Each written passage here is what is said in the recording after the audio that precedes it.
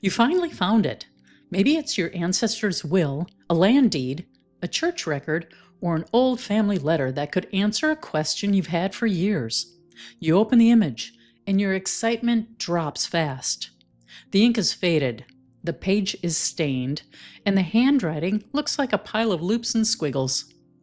You can tell the answer is there, but you can't read a word of it. If that sounds familiar, this video is for you. Today, I'm going to show you free tools that can help decode old handwritten records, turn them into readable text, and save you hours of frustration. For a long time, one of the hardest parts of genealogy was simply reading old handwriting.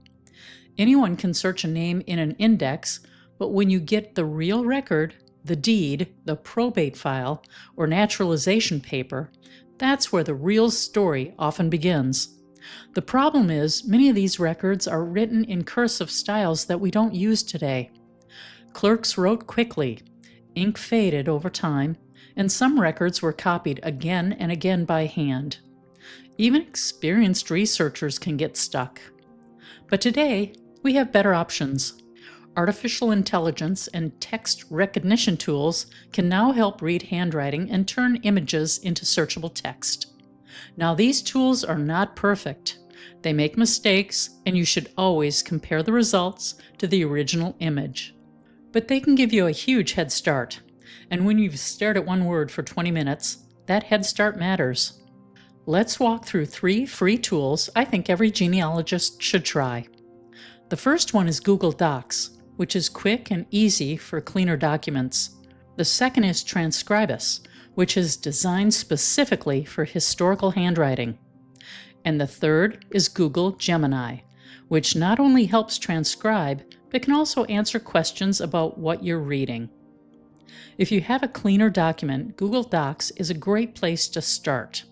This works well for typed obituaries, funeral cards, clearer handwritten notes, or even things like family recipe cards.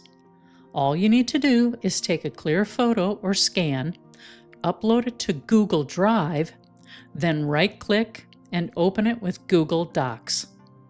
Google will create a new document with the image at the top and the extracted text underneath. From there, you can copy, edit, and search the text. It's simple and completely free. Now, it does have limits. If the handwriting is messy, faded, or very old, the results can be rough. But for quick wins, it's a great tool to try first. When Google Docs starts to struggle, that's when I recommend Transkribus. This tool was built for historians and works much better on older handwriting, including church records, probate files, diaries, and even foreign language documents. You create a free account, upload your image, and then choose a handwriting model that matches your document's language or style. That step is important because the better the match, the better your results will be. Transkribus will then generate a transcription and often display it side by side with the original image, which makes it much easier to review. Now let me share something that I actually tested myself, because I think this will help you decide where to start. I took the exact same handwritten document, the same image, same quality, and ran it through both Transkribus and Google Gemini. I wanted to see which one would do better without any extra tweaking, and honestly, the difference surprised me. Transkribus was by far the best. It handled the old cursive much more accurately, picked up more of the words correctly, and gave me something that was much closer to a clean transcription right from the start. Gemini still did a decent job, especially when I asked it follow-up questions, but for straight-up reading difficult historical handwriting, Transkribus clearly came out ahead in this test. So if you're working with older records, especially anything with heavy cursive or faded ink, I would absolutely start with Transkribus first, and then use Gemini as a backup or for deeper analysis. Now let's talk about Google Gemini, because this one works a little differently. Instead of just giving you text, it lets you interact with the document. You can upload an image and ask it to transcribe the record, but then you can go further. You can ask it what names it sees, what dates are listed, and what an abbreviation might mean, or even to summarize the document in plain English. This is especially helpful when you're trying to understand legal or historical language. The key here is to give clear instructions.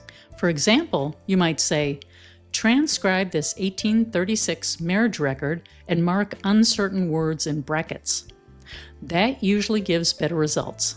Like the others, it's not perfect, so always double-check names, dates, and locations. But it can be a very powerful research assistant. No matter which tool you use, your results depend heavily on a few simple things. First, start with the best image possible. Make sure it's well lit, in focus, and straight. Crop out anything you don't need. A better image leads to better transcription. Second, try more than one tool. A document that fails in one tool may work perfectly in another, so don't be afraid to test them. And third, remember that you are still the expert. These tools are helpers, not replacements.